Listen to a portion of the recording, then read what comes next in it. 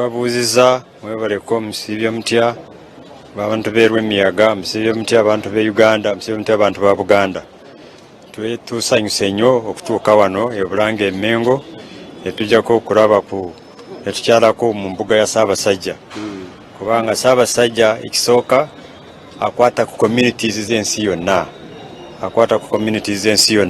yonna n'aziweereza kyeyita security ebyenyingiza ebyenzimba ebyamasomero ebyamalwaliro acontributinze nnyo ku communities za Uganda.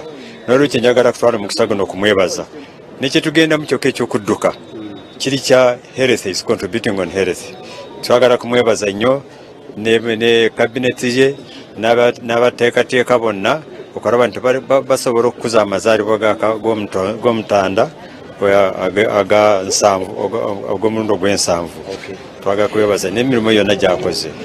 Twebaza nnyo. Okay, tuyanza of course tulabye tukyali wano tujja kubanga tubatwala eri munda tulabe ekiriyo naye agino nga tetunaba kuleka event yabadde Erwemiyaga yayogezeza abantu bingi nnyo.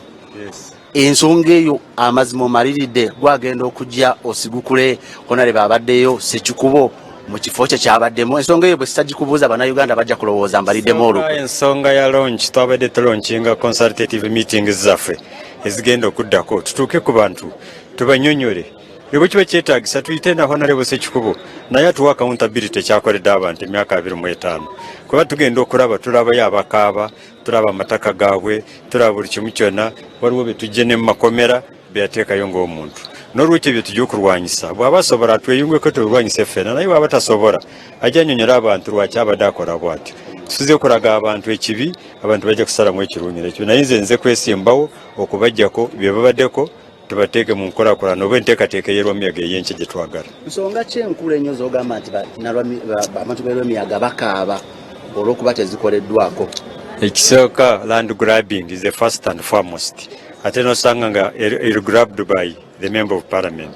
Tosobola kusanga teri district yonna gy'osanga member of parliament ayina cases mu kooti 14 ng'awoza n'abantu beyeesimbirawo abaamulonda.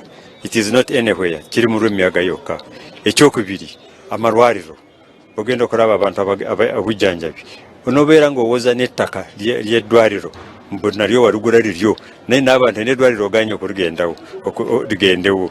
N'olwekyo ebyo byokka bye tugamba development household income government implemented programs ezitali implemented. For example esente za microfinance revolving fund zajjayo mulundi gumu mu Erwemiyaga n'azigaana ye mwennyini n'agamba abantu esente bazirye ne batazizaayo.